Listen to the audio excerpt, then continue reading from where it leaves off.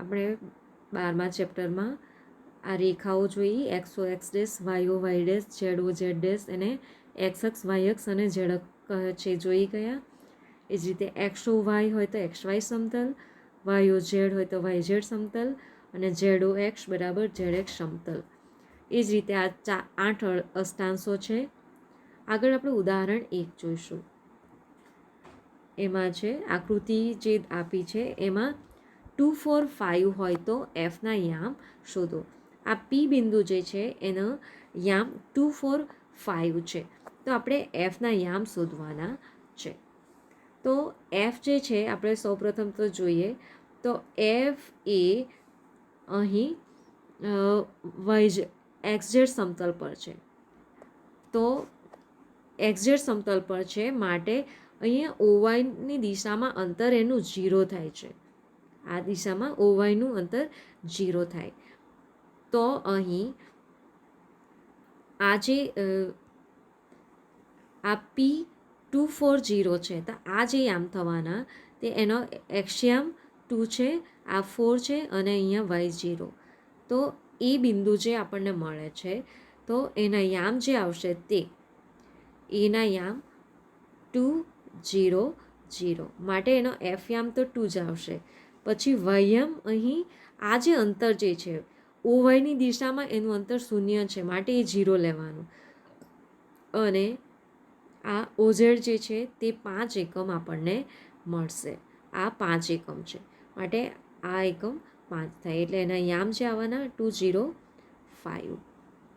તો અહીં બિંદુ એફ માટે ઓવાયની દિશામાં અંતરનું માપ 0 છે. ધેરફોર બિંદુ એફના યામ 2 0 5 થશે. ઉદાહરણ 2 છે. બિંદુઓ -3 1 2 અને -1 1 2 કયા અષ્ટાંશમાં આવેલ છે? તો અહીં -3 1 Z છે એટલે X dash O Y Z આમ છે માટે એ દ્વિતીય અષ્ટાંશ છે. એ જ રીતે -1 આ -3 એટલે X ડેશ O 1 Y ધન છે અને -2 એટલે Z ઋણ છે. તો એ થવાનું તમારું છઠ્ઠું અષ્ટાંશ. એટલે આના નીચે જ જે નીચે આવવાનું તે છઠ્ઠું અષ્ટાંશ તમને મળશે. સ્વાધ્યાય 12.1 છે. એમાં એક બિંદુ X અક્ષ પર આવેલું છે તે બિંદુના વયામ અને જડિયામ શું થાય? આમ છે.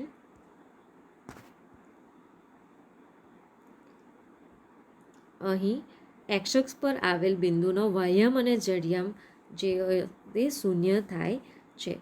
X અક્ષ પર આવેલ બિંદુનો વયામ અને જડિયામ 0 હોય. હવે એક બિંદુ XZ સમતલમાં છે તો તે બિંદુના વયામ અંગે શું કહેશું એમ કીધું છે. એક બિંદુ જે છે XZ સમતલમાં છે તો XZ સમતલમાં આવેલ બિંદુનો વયામ જે છે તે 0 થાય છે. આ X અક્ષ પર આવેલ હોય તો તેના વયામ અને જડિયામ 0 થાય. ચોથો દાખલો છે. એમાં X અક્ષ અને Y અક્ષ બંને સાથે મળી XY સમતલનું નિર્માણ કરે છે. X અક્ષ અને Y અક્ષ બંને મળીને XY સમતલનું નિર્માણ કરે છે. આ XY સમતલ છે. XY સમતલમાં બિંદુના યામ જે છે તે XY 0 થાય. યામ સમતલો અવકાશને 8 અષ્ટાંશોમાં વિભાગે છે. આગળ બે બિંદુઓ વચ્ચેનું અંતર છે જે આપણે અગાઉ અંતર સૂત્ર જોઈ ગયા હતા. AX1 Y1 અને BX2 Y2 બિંદુ માટે જે આપણે જોઈ ગયેલા તે જ છે.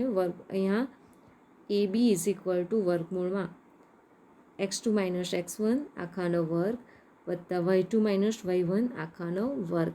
આ જે છે એ જ પ્રમાણે છે પણ આમાં એક યામ વધારે આવે છે, જડિયામ. આપણે ત્રિપરિમાણમાં જોઈએ છે માટે એક એનું વધારે આવશે.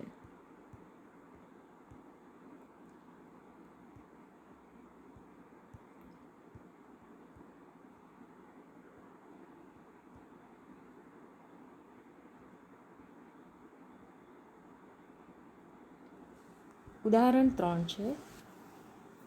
બિંદુઓ P1-3 4 અને Q-4 1 2 વચ્ચેનું અંતર શોધો એમ છે. તો આપણે અંતર સૂત્ર જાણીએ છીએ, તો તેમાં કિંમત મૂકીશું.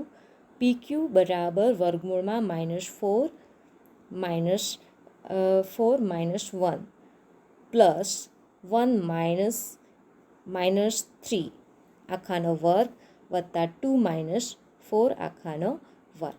તો આ -5 થશે, તો -5નો વર્ગ, માઇનસ માઇનસ અહીં પ્લસ થાય માટે 4 થવાના, 4નો વર્ગ, 2 -4 એટલે -2 એનો વર્ગ. તો વર્ગમૂળમાં 25, 4નો વર્ગ 16 અને 2નો વર્ગ 4. તો આપણને મળશે વર્ગમૂળમાં 45. તો એ થશે =3√5 એકમ. આ જે છે આપણે અંતરસૂત્ર મેળવવું હોય તો એના માટે છે કે બે બિંદુઓ વચ્ચેનું અંતર. તો દ્વિપરિમાણીય યામ પદ્ધતિમાં આપણે બે બિંદુઓ વચ્ચેનું અંતરનો અભ્યાસ કર્યો છે. તો આ અભ્યાસને આપણે ત્રિપરિમાણીમાં વિસ્તૃત કરીએ. ધારો કે પી જે છે બિંદુ, એના યામ x1 y1 અને z1 છે. ક્યુના યામ x2 y2 અને z2 છે. તો લંબાક્ષ પદ્ધતિમાં અક્ષો OX, OY અને OZને સાપેક્ષ બે બિંદુઓ છે, જેનો એક વિકર્ણ PQ હોય તેવો લંબઘન રચવા માટે યામ સમતલોને સમાંતર હોય એવા સમતલો બિંદુ P અને Qમાંથી દોરો.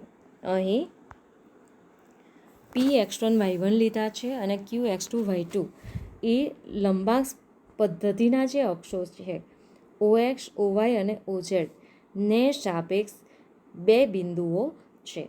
આ P અને Q એ જે આપણે આ રીતે x અક્ષ, y અક્ષ અને z અક્ષ લઈએ, તો આ બે બિંદુઓ આ P છે અને આ Q છે. આ બે બિંદુઓ આપેલા છે. Pના યામ x1 y1 અને z1 છે, જ્યારે Qના યામ x2 y2 z2 છે. હવે જેનો એક વિકર્ણ PQ હોય તેવો લંબઘન રચવા માટે યામ સમતલોને સમાંતર હોય એવા સમતલો બિંદુઓ P અને Qમાંથી દોરો. તો અહીં આપણે આ P અને Qમાંથી આપણે જે XY સમતલ, YZ સમતલ એને સમાંતર સમતલો દોરવાના છે. તો આ Pમાંથી સમાંતર જે અક્ષોને સમાંતર જે છે તે, એ જ રીતે આ Qમાંથી હતા, આ Pમાંથી છે, પછી આ Pમાંથી આવશે અને બીજું આ ઉપર તરફનું આમ થાય, અથવા નીચે તરફનું જે લેવું હોય તે. તો અહીં આપણે આ વિકર્ણ PQ લેવાનો છે. એ બે વચ્ચેનું અંતર શોધવા માટે વિકર્ણ PQ લઈશું. તો હવે ખૂણો PAQ કાટખૂણો હોવાથી PAQ પરથી અહીં PAQ આ જે ખૂણો જે છે તે આ લંબ થશે. PAQ ખૂણો એ 90 ડિગ્રીનો ખૂણો થશે. આ ખૂણો. તો અહીં PQ² = PA² + AQ². આ PQ જે છે એ એનો કર્ણ બનશે PA² + AQ².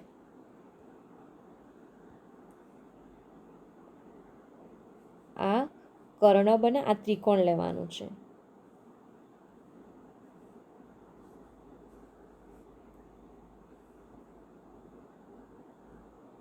PAQ. તો PQ² = PA² + AQ². વળી ત્રિકોણ ANQ એ કાટકોણ ત્રિકોણ છે, તથા ANQ એ કાટખૂણો છે. અહીં ખૂણો N જે છે કાટખૂણો આવે છે. ANQ આ રીતે લીધા છે. તો 1 અને 2 પરથી અહીં આ AQ² જે છે, AQ² આપણે આ ખૂણો લંબ લેવાનો છે, AQN, જ્યાં આ 90 છે. તો પાયથાગોરસ પ્રમેય પ્રમાણે અહીં AQ² is equal to AN² plus NQ² આમ થાય. તો પરિણામ 1 અને 2 પરથી આપણે આ જે AQ² છે એની કિંમત મૂકીશું. તો PQ² is equal to PA² plus AN² plus NQ². આ કિંમત મૂકેલ છે આમાં. તો હવે PA બરાબર y2 માઇનસ y1 આમ થશે, કારણ અહીં પીના યામ x1 y1 અને z1 છે. તો આ જે આપણે ઓવાયની સમાંતર છે માટે એના યામ જે આવશે તે આ ક્યુ બિંદુ છે એ, અને આ સમતલ જે છે આ સમતલ ક્યુના યામ x2 y2 z2 છે. તો આ સમતલ આપણે લંબ દોરીએ તો આ સમાંતર આવે છે આને. તો અહીં ક્યુના જે યામ આવશે તે જ આનો આ જે આખું સમતલ બને છે. તો એના પર વાયામના જે યામ છે તે બધા બિંદુ પર સમાન આવશે વાયામ એનો. તો અહીં આ જે પીએ જે છે તેનો આ y2 થશે, એનો વાયામ જે છે y2 થશે, એટલે પીએ y2 માઇનસ y1. અને આ પીએ અંતર અને આ જે એક્સયામ વાયામ એ આ બિંદુના એક્સયામ વાયામ સમાન થશે. આ બિંદુ જે છે એના એક્સ અને ઝેડ યામ સમાન થાય માટે અહીં આપણને મળે છે y2 માઇનસ y1. એટલે પીના યામ x1 y1 z1 છે, તો એના યામ જે આવવાના તે x1 y2 અને z1 આમ આપણને મળે છે, કારણ કે આ એક નીચેના સમતલ પર જ છે. તો ત્યાં આગળ એના એક્સયામ અને ઝેડિયામાં કોઈ ફેરફાર થતો નથી, ફક્ત એના આ જે છે ઓવાયની દિશામાં આમ વધે છે માટે એમાં ફેરફાર થાય છે. તો એ જ પ્રમાણે એનના યામ જે આવવાના તે x2 માઇનસ x1 અને NQ જે આવશે તે z2 માઇનસ z1 થશે. આ NQ અંતર. તો તે કિંમત આમાં મૂકેલી છે. તો આપણને મળશે PQ ઇઝ ઇક્વલ ટુ વર્ગમૂળમાં x2 minus x1 square plus y2 minus y1 square plus z2 minus z1 square.